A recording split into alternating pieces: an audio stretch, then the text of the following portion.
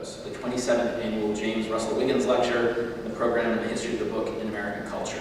The Wiggins Lecture was named for James Russell Wiggins. He was born in 1903, passed away in 2000. He was chairman of the society from 1970 to 1977. He was the editor of the Washington Post, and until his death at the age of 96, also editor of the Ellsworth American in Ellsworth, Maine. He was also U.S. ambassador to the United Nations in 1968. Now, I introduce a lot of people in my job here at AAS, and I frequently describe guests as needing no introduction, but tonight that's actually true. Certainly if you work at AAS, have done research at AAS, are interested in book history, or simply if you live in Worcester, you probably know John Hench. John is a native Minnesotan and proud of it, but he is more than an honorary Worcesterite. After receiving his BA from Lafayette College, John came to Worcester to study at Clark University, where he received his MA and PhD in history.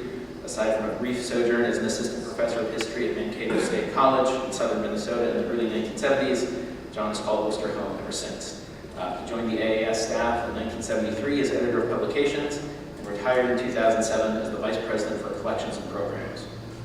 In the 33 years he worked at AAS, John left his imprint on virtually every area of the library's operations. He edited our publications, he was instrumental in the growth of our research fellowship program, he was president of the creation of the program in the history of the book in American culture, he fostered the annual summer seminar in the history of the book, and was the Society's point person in the monumental 5-volume History of the Book in America project completed earlier this year, lined up for your admiration right there. What this list of accomplishments leaves out, though, is the mark John left on those who visited AAS to do research, whether as fellows, as I had the privilege to do in 1999, or as visiting scholars. John's warm welcome and dry wit made the experience of spending a month far from home in a city of occasionally confusing regional accents a far less daunting prospect. To honor his career achievement at AAS, our annual year-long post-dissertation fellowship was renamed the Hench Fellowship at his retirement. All this might give you the impression that John never left his desk, but as many of you know, he's been extremely active in a variety of scholarly organizations: the Bibliographical Society of America, the Society for American Music, the Society for the History of Authorship, Reading and Publishing, the American Printing History Association. He's also the editor and author of numerous books and articles in early American history, including The Press and the American Revolution, Printing in Society in Early America, among many others. And here in the Worcester community, John's been extremely active in Music Worcester and the Friends of the Goddard Library at Clark University. Now, one would think that after doing all that, John would look forward to relaxing after he retired. Instead, he got around to completing yet another book project, but this time one that grew out of his own interests in research rather than out of the collections of the society. Books as Weapons, Propaganda, Publishing, and the Battle for Global Markets in the Era of World War II, published earlier this year by Cornell University Press, tells the story of how American publishers worked with the government to flood liberated Europe with books reflecting American history and values. John's going to talk tonight both about his deep involvement with book history during his career at AAS and how that work led them to write his new book, and it's an honor to welcome him back to Mankato. Thank you very much, Paul, for that introduction. It is a great pleasure to be back in this hall after spending so many years here, and an honor as well to be named the Wiggins Lecturer for the year, the 27th time. Russ Wiggins, whom I knew through, obviously, my work here, was a fascinating individual, one of the most interesting people I have ever met in my life, who lived a long and prosperous and happy life, reading a book a day till about the day he died. And I'm happy to say that he was also a Minnesotan, as is Paul Erickson, the producer here. So some of us stray away from the turf, don't we? This is called Random Notes from a Book History Bureaucrat. We all know the famous aphorism, those who can do, those who can't teach. My career offers a corollary, those who don't, can't, won't, or prefer not to teach, administer. That's how I became a book history bureaucrat, shuffling papers and sharpening pencils at the American Antiquarian Society for 33 years. 34 years if you count my time here during graduate school as a part-time book page.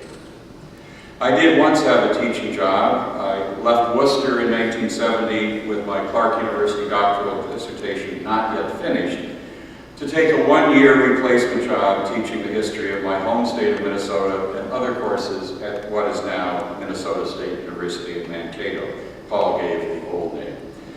I managed to parlay that 1 year into 3, but was out of a job in 1973 along with 5 other junior colleagues when the history faculty lines were cut owing to a large enrollment decrease. I enjoyed teaching most of the time, but I don't think I was particularly good at it. The most memorable student evaluation I received noted that I was a pretty good teacher, but I talked too much about the past. I landed on my feet when Marcus Morrison hired me as the Society's editor of publications. My subsequent career at AS in many ways made whole my graduate training in Clark, many of my experiences in college and high school, and my good fortune in having been born into a family in which books and the printed word in general were front and center. Therefore, random note 1, born into a world of books. I grew up in Rochester, Minnesota, where my father was a rheumatologist at the Mayo Clinic. My mother's father ran a hotel that catered to patients and their families. There are quite a few teachers, academics, and scientists on the Hench side. My father's father taught Latin and Greek in Pittsburgh. My father's brother taught Chaucer and researched linguistic Americanisms at the University of Virginia. My brother became a physician, like our dad. Our house was filled with books, and I really mean that, especially by the time my father died in 1965, even if the piles didn't quite rise to the height and danger of the Collier brothers' accumulations. Phil Hench had wide-ranging interests, both middlebrow and intellectual, several of which compelled him to collect: Sherlock Holmes, opera, travel, the history of mountaineering, the history of the Olympics, the history of the conquest of yellow fever. My mother read poetry and current fiction and nonfiction. The shelves in my maternal grandmother's house, which was next door to ours, were also book-lined. She had been born in Rochester only a couple of decades after Minnesota became a state. Among her books was a nice collection on Minnesota history, which provided me with an instant home office library to draw on when I taught the subject at Mankato. Well before I was born, my grandmother was a member of an early women's book group called the Wide Awake Club. Family legend holds that a Rochester newspaper concluded its coverage of one of the meetings by reporting that cookies were passed twice. Gifts of books to my siblings and me were never absent from beneath the Christmas tree and on the dining room table at birthday parties. A much older cousin, a short, stout woman with a sometimes off-putting public persona, but a wonderfully playful and intelligent sense of humor in private, conveniently owned the largest bookstore in Rochester. My first work experience was in her shop, doing occasional odd jobs, helping with inventory, and sometimes waiting on customers, particularly in her philatelic department, which was an area I knew something about, having earned a Boy Scout merit badge in stamp collecting, which I'm sorry to say was the only merit badge I was able to earn. As documented in the annual reports of my lifetime earnings, which we get every year from the Social Security Administration, my work at Adams Bookstore began in 1957 when I was 14. On the shop floor, I was to address her as Miss Adams, although I called her Mildred in private, and she called me Mr. Hench instead of the familial Deary. I was early attracted to the allures of editing, printing, and publishing. I was on the staff of my elementary school newspaper primarily as a sports reporter. I covered both the school's unsanctioned ragtag football team, on which I served as both co-coach and right halfback. I knew nothing about the concept of conflict of interest in those days, as well as the home games of the University of Minnesota's Golden Gophers, from which I obtained whatever coaching knowledge I possessed. I issued my own neighborhood newspaper composed by a typewriter and hand lettering and reproduced on the most primitive of hectographs. I ponder how stupendous my juvenile journalistic efforts might have been had word processing and desktop publishing existed back in the early 50s. In junior high school shop classes, I found the printing units far more interesting and potentially useful than auto mechanics and woodworking. Although I must say I did produce a mighty fine pig-shaped breadboard on a jigsaw to give to my mother. Oh, he's See? You might look over it later. At the beginning of 10th grade, I followed my brother to Mercersburg Academy in Pennsylvania. There I threw myself not into sports, which I still love vicariously, but into every extracurricular activity that resulted in ink being applied to paper. The newspaper on both the editorial and business sides, the yearbook, and the literary magazine. I was also chief photographer for both the newspaper and the yearbook. It may not come as a surprise to learn that my grade average suffered from all the time spent on these activities. But my efforts earned me a special commendation at commencement, which was nice since I had forfeited any chance of entry into the cum laude society. I continued similar pursuits at Lafayette College, the Hench family alma mater, but concentrated my efforts on the newspaper.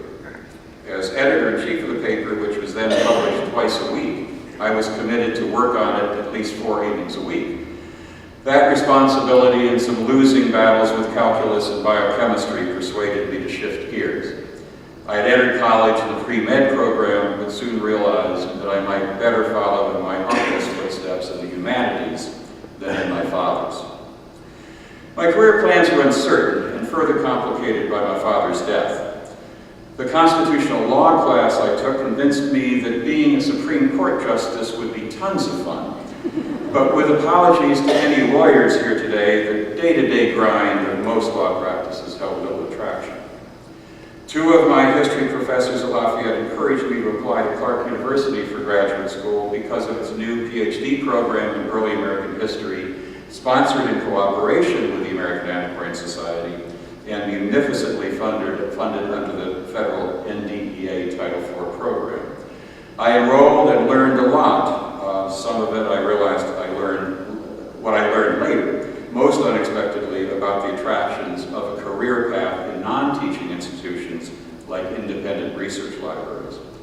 I chose as my dissertation topic, surprise, a study of the political and journalistic rivalries between 2 Boston newspapers in the early national period, which I mainly researched right here in this room. When Marcus was generous enough to hire me as editor of publications in 1973, I was the devil he knew, not the devil he didn't. The physical presence of books and the sites in which they are housed I find highly stimulating. I literally can get a rush when stepping into a beautiful reading room like this one. Rich Crawford, a University of Michigan music historian who held one of the first visiting research fellowships at AAS, once confessed to me that he too gets a rush from reading rooms. I'm sure that many of you gathered here tonight, of course, also experience such exaltations. Rich and I have similar feelings of elevated emotion when we emerge from the ramp of a major league ballpark and catch the first glimpse of the green grass and the reddish brown of the pitcher's mound, an infield illuminated by summer artificial lights. I also get similar highs from well-appointed bookstores, especially from tabletop displays covered with neat piles of new paperbacks with their cleverly designed covers facing up.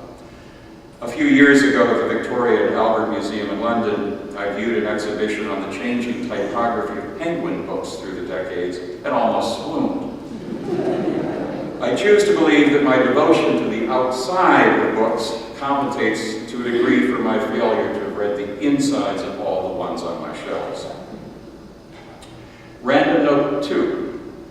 I was a war baby, born in 1943. My dad had volunteered for service in the Army Medical Corps, receiving a commission at the rank of lieutenant colonel and was later promoted to colonel. He served stateside as chief of medical services at bases in Colorado Springs, Colorado, and Hot Springs, Arkansas. That's why I was born in Colorado Springs rather than Rochester. Although I was too young to recall any specific events of the Second World War, my father's tales about it and the souvenirs he brought back from his service, like a large sampling of unit patches and medals, not ones he won, but just a sampling of the generic ones. A couple of wooden ship carvings executed, as I recall, by German prisoners of war interned to Camp Hudson, and several titles of the Armed Services editions, which were specially published books meant for the forces overseas and in hospitals at home. All of these things firmly impressed the war upon my youthful imagination. I'm hardly alone in feeling emotionally connected to the war. Years later, one of my schoolmates in Rochester, Nancy Blackman, co-edited a book of narratives by a number of her fellow members of the Harvard and Radcliffe classes of 1965 on the impact, both positive and negative, that the war and their memory of it had had on their lives.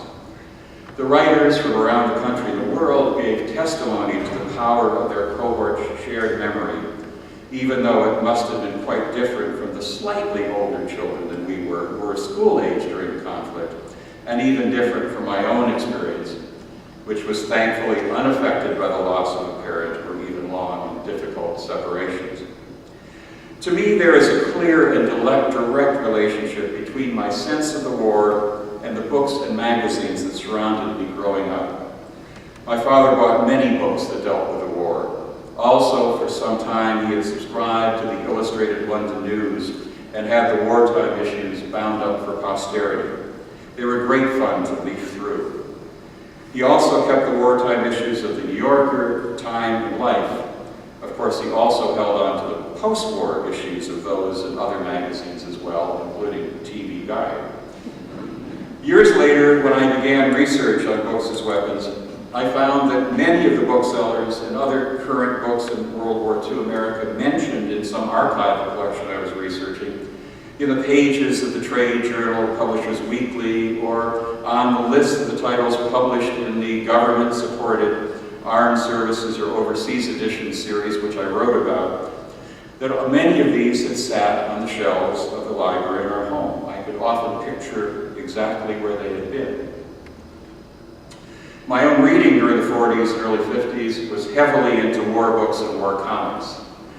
Jerry the Jeep, my favorite picture book, was about a fastidious anthropomorphic Jeep who hated the mud on the rainy tropical islands in the Pacific to which he had been shipped, but overcame his fears to save the day for his colonel, earning Jerry a Silver Star. My most beloved chapter book was Snow Treasure, which told the factually based story of Norwegian boys and girls who helped keep $9 million in gold bullion out of the Nazis' hands by surreptitiously lugging it on their sleds and burying it in remote Norwegian woods. Often when I had trouble sleeping at night, I would turn on the light and look once again at the drawings of Bill Malden's famous grunts, Willie and Joe, in Up Front, and laugh at Sergeant George Baker's elected wartime cartoons of a put-upon GI called the Sad Sack. As I recall in the introduction to books and as weapons, my research flowed out of my having started to collect books and magazines and newspapers that were published in the United States to perform certain kinds of important war work, like providing good reading material for the forces overseas and to disintoxicate the minds of European civilians after their liberation from the Nazis. I chose to collect in the World War II period because doing so would not present even an appearance of conflict of interest with AAS that might have arisen had I decided, say, to collect 19th century Minnesota imprints. And also because I could think of no other 20th century subject that held more interest and relevance for me. My new collecting field thus combined two of my longest held fascinations, the Second World War and American publishing history. One of the motives for collecting, it has been said, is to taste and experience the past, and I take this to be an accurate description of my motivation for collecting World War II material. Although I hesitate to say it in this hallowed hall, the research for my book represented a significant and probably salutary departure from the early American history that had preoccupied me since college, my graduate training at Clark, and my long career at AAS. Although I had ample opportunity to publish in the field of early American history, was primarily in the form of editing books of essays, most of which flowed out of the Society's scholarly programs, of which I was the chief bureaucrat. For most of my years at AS, I had little time to pursue independent research in early American history, which might have resulted in a few journal articles, if not a book. Rather, my principal genre of expression throughout my AAS career was the grant application, particularly those addressed to the National Endowment for the Humanities. Grant applications require a lot of research, much thought, close collaboration with colleagues at AAS and elsewhere, and a lot of writing and rewriting. These light labors had to result in a narrative compelling enough that would bring money to AAS, fulfilling both some important constitutional goal and employing people. I actually enjoyed writing grant applications and found them to be in their own way highly creative scholarly expressions. I was pleased when a number of them helped advance the Society's position as a center for the study of American print culture, as institutionalized in the program for the history of the book in American culture. A number of advantages adhered in my forsaking early American history for the mid-20th century, a period of American history we at the Antiquarian Society referred to as current events. I found, first of all, that I brought to the project, of course, a well-formed sense of the period through its synchronicity with and emotional relevance to my life and interests. Of course, I knew a good bit about the war from books read and courses taken and taught. I also knew quite a lot about the mid-20th publishing scene because I actually paid attention to the activities of book publishers and publishing houses ever since I started reading my parents' copies of the Saturday Review of Literature. I realized how publishers could become public figures, some even gaining celebrity status like Bennett Cerf of Random House, whom I watched making puns on the old TV panel show, What's My Line? I could differentiate between the Random House colophon and Simon & Schuster's from 15 feet away. By the way, the figure, I have it up here, the figure on the sad sack on the front cover of my copy of the book very cleverly mimics the stance of the sower of seeds that constitutes Simon & Schuster's logo. You can check it out yourself. Second, although this was the first time I'd done research mostly in unpublished rather than printed collections, conveniently, most of the thousands of documents I read in repositories in the US and in the UK were typewritten, meaning I didn't have to puzzle my way through difficult handwriting. Thirdly, my topic held out at least the possibility that I might actually be able to contact people who had been involved in the wartime projects I described, or were close to those who had been. The players in the history circumscribed by the Antiquarian Society's collections, alas, are all long gone. I would have been better off had I started research a little bit earlier, for the publisher Chester Kerr, one of my key figures, had died in 1999, just as I was beginning my collecting efforts. After I began research a year or so later, I contacted some of his children who weren't able to contribute much information because apparently Chester, like many combat veterans, never discussed what he did in the war, which, as it happened, was to perform sustained and heroic service for a civilian government agency, the Office of War Information. I particularly wanted to find any papers that Chester might have left in private hands. The children didn't know of any, but luckily Bill Reese and Terry Halliday of the antiquarian bookselling firm William Reese Company in New Haven, where Chester went to college and later directed the local university press, did. They had purchased them along with Chester's office set of the Complete Overseas Edition series, which lay at the heart of my book. His papers were extraordinarily useful to me. And Bill Blick, who is in the audience tonight, his father was in the Office of War Information during the war, and he had some of his father's papers, which I also found very useful. Perhaps my lengthy, ultimately unsuccessful attempts to interview the son of another key figure in my book discouraged me from making other such attempts at playing Mr. Keene, tracer of lost persons.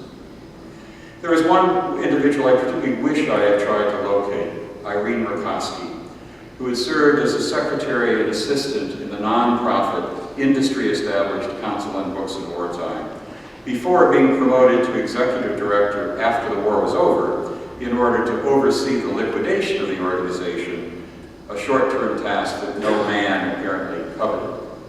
She also had written the working draft of the official history of the council, which Amail then revised for publication. Irene would have known a great deal about all the operations of the council, as well as its relationships with the Office of War Information. I had read literally scores, if not hundreds of letters to or from her, and had seen photographs of her in Publishers Weekly. In them, I saw a beautiful, well-dressed young woman, and from the correspondence, I took her to be a highly competent, mature individual. I assumed she must have been in her late 20s and quite possibly no longer alive. I was gobsmacked, therefore, when early last month I got an email from a colleague telling me that Irene was still very much alive and living in Texas. Irene's daughter-in-law had seen the published transcription of a letter Irene wrote at war's end to the publisher and former council chairman W.W. Norton, and brought it to the attention of Irene, now 88 years old. I had been wrong about her age. She was only 20 when she went to work for the council, so her many accomplishments there take on an added luster. Her daughter-in-law reported that all this attention to the work that she and others had performed on behalf of the U.S. war effort and the future prospects of the American book publishing industry, quote, breathed life back into an 88-year-old woman. Irene was one of the many pink-collar women who, with white-collar men, worked as civilians within government agencies or in war-related private sector enterprises such as the Council on Books of Wartime. In my book, I pay tribute to the often overlooked efforts of these people in helping to win the war and to secure the peace. Random note 3. While working on my book, a little advice goes a long way.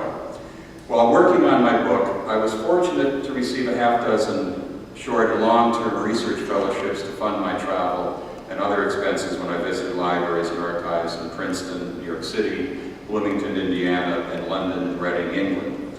They were indispensable to completion of the book and were wonderful experiences, especially since my wife, Lee, accompanied me. It was fun to be on the receiving end of fellowships, having helped hand out hundreds of such awards to other scholars during my career here. My only regret is that none of the fellowships I held featured the kind of intrinsic collegiality that is the trademark of fellowships held here under this generous dome. Particularly because I scheduled the fellowships outside the academic year and the institutions tended to be large and complex, I had no opportunity to describe our project to their staffs, to give a lunchtime talk to their communities, or to get suggestions and critiques from my fellow fellows. I did, however, have valuable feedback from a number of AAS staff members and fellows when I tried out some of my research findings at lunchtime colloquia at the Goddard Daniels house across the street.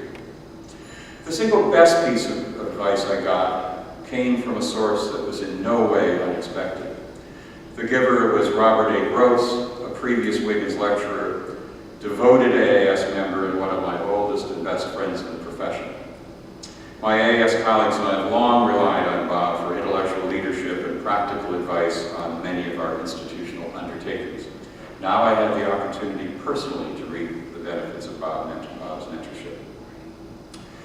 My book, as Paul said, is entitled Books as Weapons, Propaganda, Publishing, and the Battle for Global Markets in the Era of World War II. Although I cast a wider net, the core of the book describes the wartime partnership between the Council on Books of Wartime, the book publishing industry's nonprofit organization to channel its war work, and the Office of Information, which is the government's chief propaganda agency. The centerpiece of this public-private effort was to put carefully selected recent American books as reissued under the imprints of overseas editions and transatlantic editions into the hands of civilians abroad after they had been liberated from the Axis forces. Both partners benefited. The government was better able to carry out the vital propaganda program, and the publishers leveraged the government's participation in order to gain post-war markets for their books abroad. Bob championed my project from the beginning. His most helpful piece of advice was that I pay attention to the role that European publishers, most but not all Jewish, who fled to the United States from their homes in Germany, Switzerland, France, and elsewhere, what role they played in the publisher's post-war courtship of overseas readers. How might the refugee publishers, with their deep knowledge of European markets and the key players in them, have influenced the post-war direction in ways that American publishers couldn't have? Following Bob's advice led me to the figure of Gottfried Beermann Fischer, among many others. Although Beermann Fischer did not have the long-term impact on the American publishing scene of his fellow German-Jewish publisher Kurt Wolff, who founded Pantheon Books, his story tells much about the importance of transatlantic publishing connections, and at the human level shows what sorts of harrowing journeys the refugees undertook in order to reestablish themselves in the New World. Beermann Fischer had married the daughter of Samuel Fischer, one owner of the highly regarded German publishing house S. Fischer Verlag, and took over the business after Samuel's death. In 1935, the Nazis allowed him to go to Austria after turning much of the firm over to an Aryan caretaker. After Hitler annexed Austria in 1938, he reestablished himself and his firm in Stockholm, which had for many years been a center of English and German language publishing.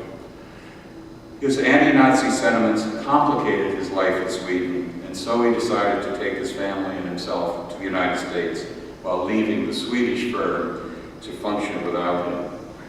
With the great help of a friend, the Dutch-American writer Hendrik van Loon, he obtained U.S. visas, but before he could leave the country, Swedish authorities, whom the Beermann Fischers regarded as being under the sway of the Nazis, arrested and imprisoned him for several months. This jeopardized the family's journey to America and also endangered their lives, since it was possible that the Germans might take over Sweden as they had Norway. If they did, they would not tarry in rounding up the Jews. Eventually, Beermann Fischer and his family took a plane to Moscow. With Van Loon following their progress at every step, they traveled via the Trans-Siberian Railway to Vladivostok, by ship to San Francisco, and finally to New York by train.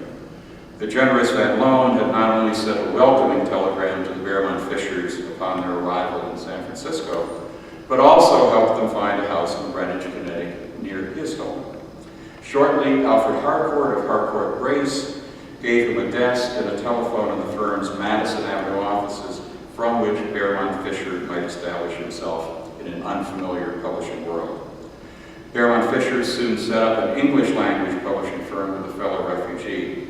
He utilized the services of Harcourt Brace to import his German-language books from Stockholm and distribute them in the U.S. But Beermann Fischer brought to America other treasures beside his family. His firm owned the rights of many of the most distinguished authors of 20th century Germany, including Hugo von Hofmannsthal, Arthur Schnitzler, Thomas Mann, Franz Werfel, Karl Zuckmayer, and Alfred Döbel. That the works of these authors had been among the most prominent of the books burned or banned by the Nazis, together with Beermann Fischer's Jewish heritage, had forced his expatriation. In the U.S., he considered himself the caretaker of this liberal literary heritage. He was determined to return to Germany sooner or later and make these books once again both accessible and acceptable to his countrymen. As it happened, these literary properties became useful much earlier, he thought, and in a surprising way. The overseas and transatlantic editions I've spoken of were American books that were published in English, French, Italian, Dutch, and German to be sold to civilians, newly freed from the tyranny of the fascists and militarists. Another of the wartime publishing programs was intended for a very different audience: German prisoners of war interned in camps scattered throughout the United States. As Germany's defeat grew nearer, American military officials found it desirable to provide programs of re-education for the POWs who would soon be repatriated.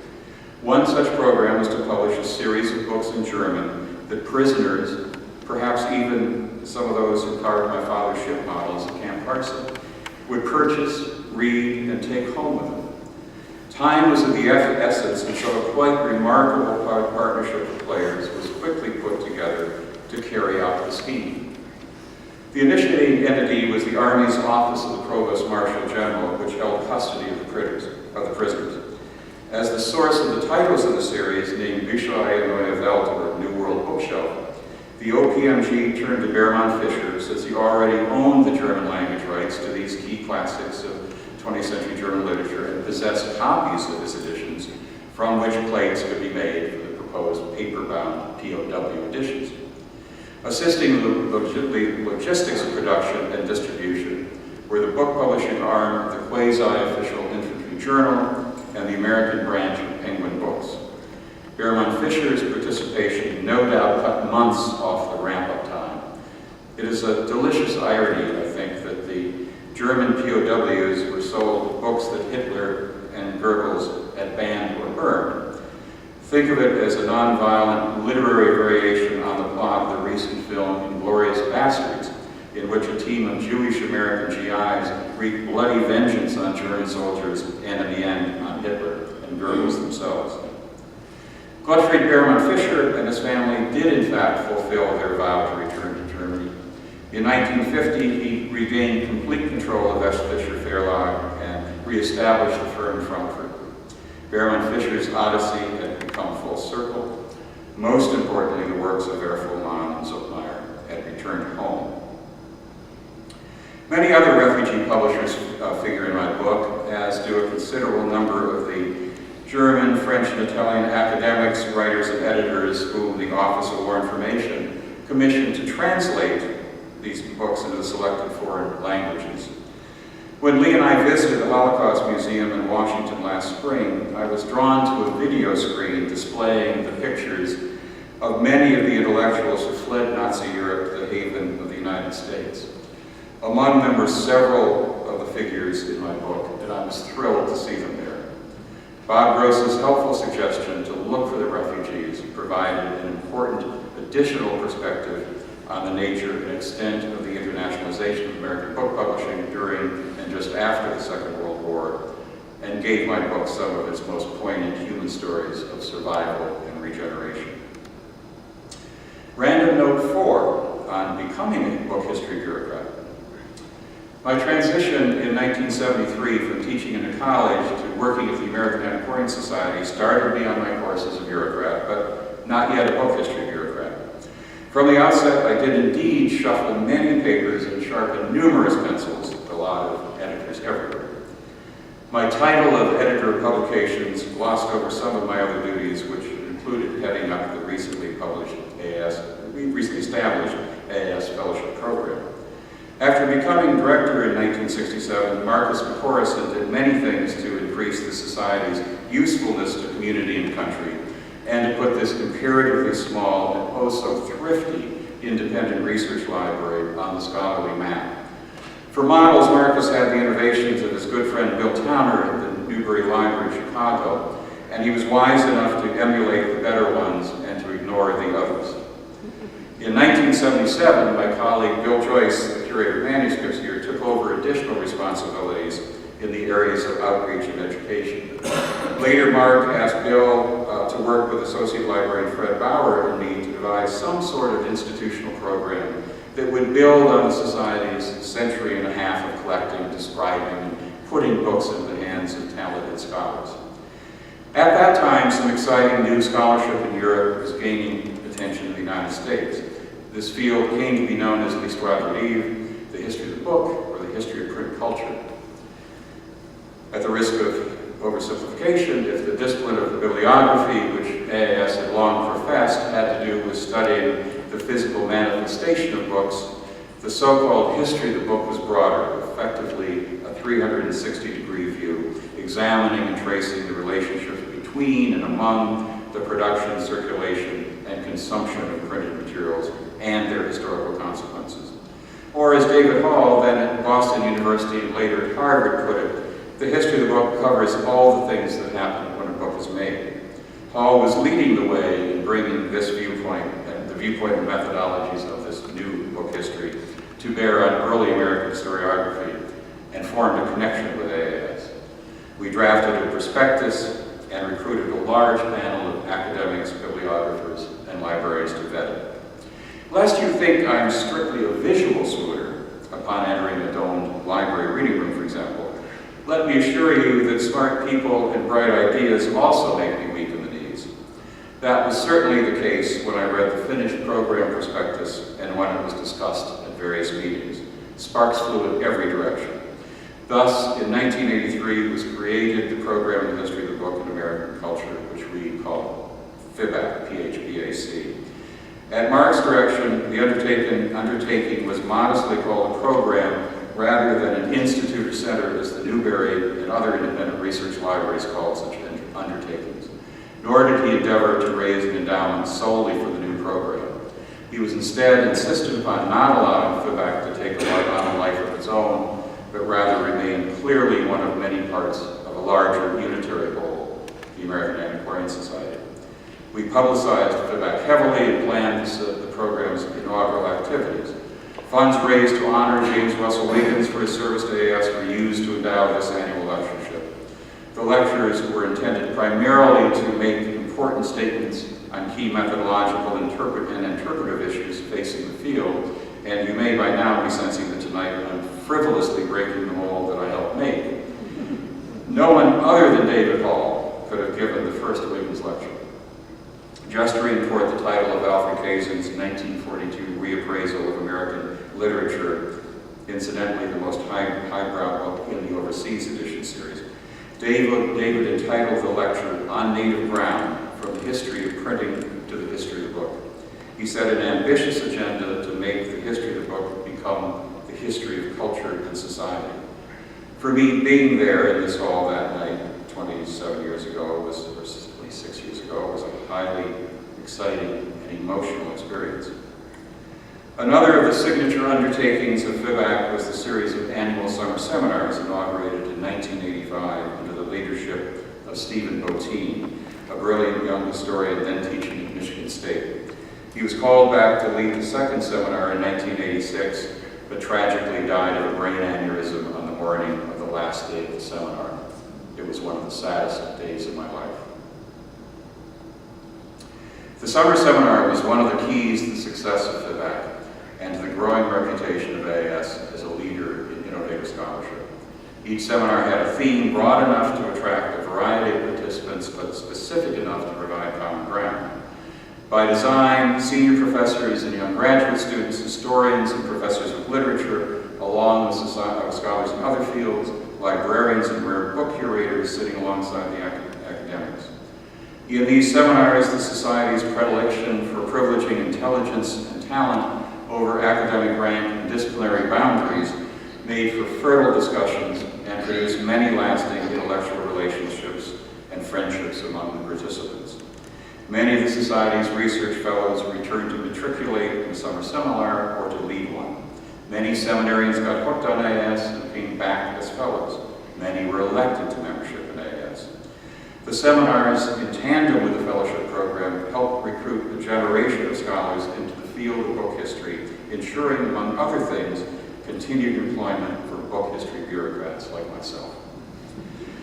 The increasing level of the Society's academic and public programming during the 1970s and early 80s, in fact, demanded even more bureaucrats.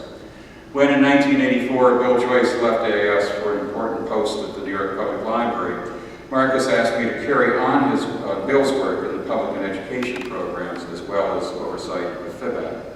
As a result, I began to get some assistance in carrying out my expanding responsibilities. On the organizational chart, I oversaw all of our scholarly and public programming, but worked closely with the people holding the day-to-day responsibility for portions of that work, notably Caroline Sloat, Jim Moran, and Joanne Chasey. They too had broad portfolios.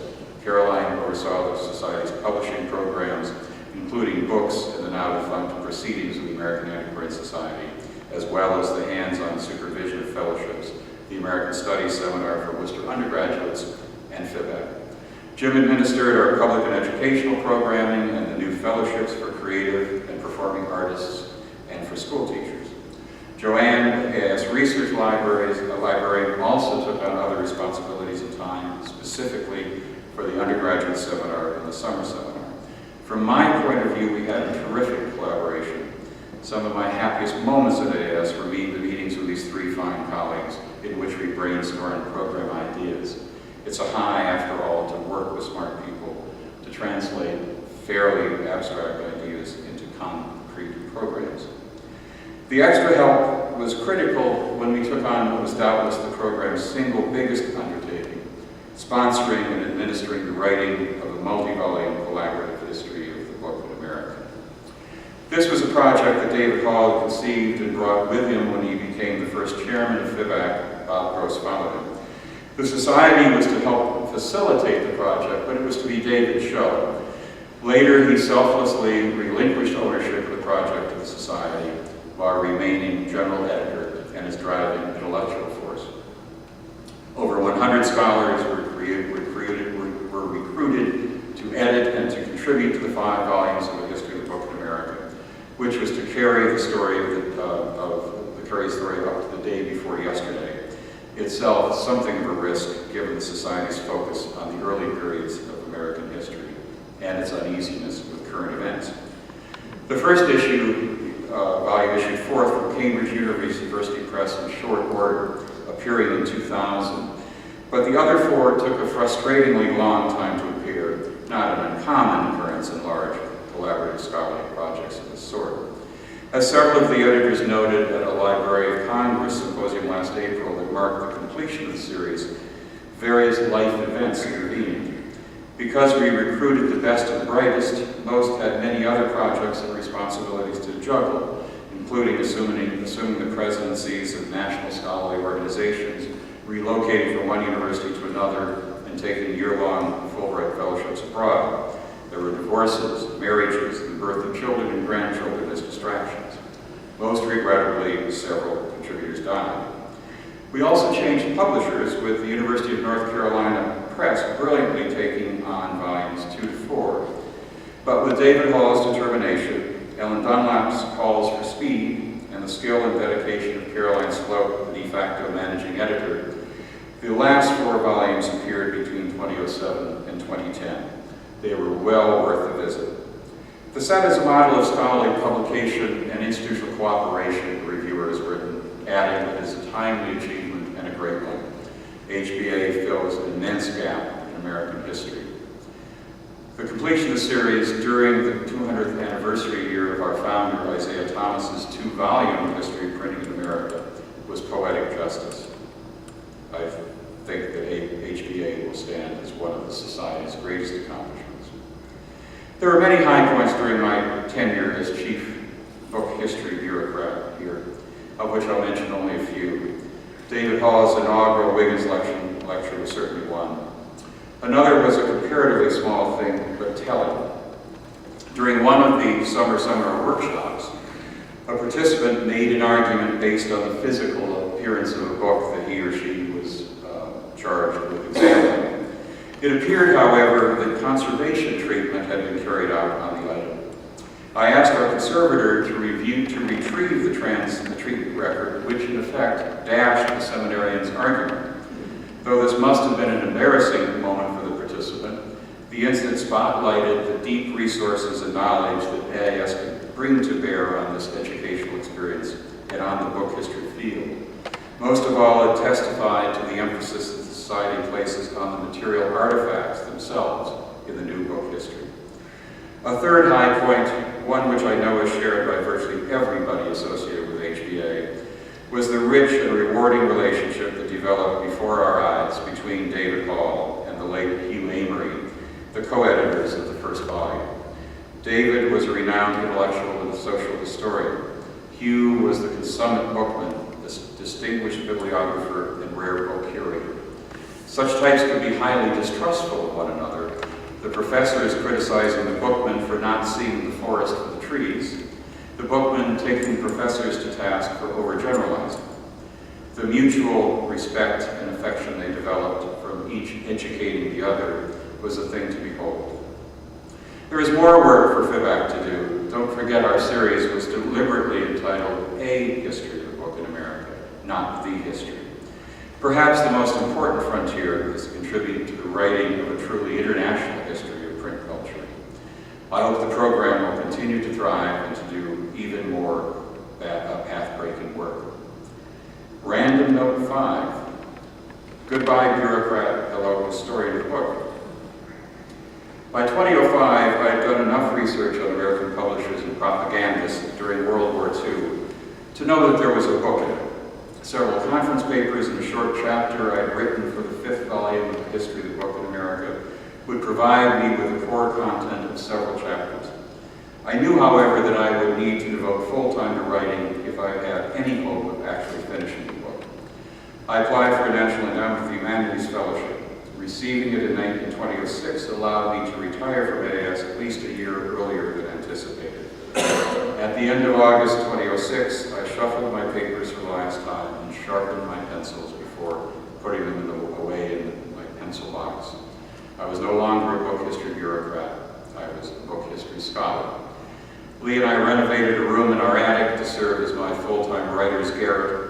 In winter, it was just a tad warmer and less drafty than the artist's garret in Waboang, and a lot lonelier. Unlike Mimi and Rodolfo, I couldn't just run down to the Café Momo's. The book appeared in April from Cornell University Press. Since then, I've gone on the kind of unsubsidized book tour that is the lot of most authors of university press books. An interview I did for C-SPAN 2's Book TV, though, seems to have been aired about as often as Seinfeld reruns. I could not have done what I did without retiring. My only regret is that I have been too busy to do all the reading for pure pleasure that I told myself I could do when I retired. I have had to continue to admire lots of books on my shelves for the allure of their covers rather than their contents. These notes I've shared with you this evening seem less random than I thought they would be when I concocted my vague lecture title months ago to buy myself some time. I now see how the little and big choices, both the studied and the serendipitous, that I made during my life seem to have produced a result that is far from random. My work as a historian of World War II print culture honors my father's Army service and his zeal for collecting books as an intellectual pursuit. Those wartime books on the shelves in my boyhood home did not stand there in vain, nor did my nocturnal rereadings of Bill Malden. I understand better now the value of all that time spent on student publications and reading Bennett Cerf's Tradewinds column in the Saturday Review.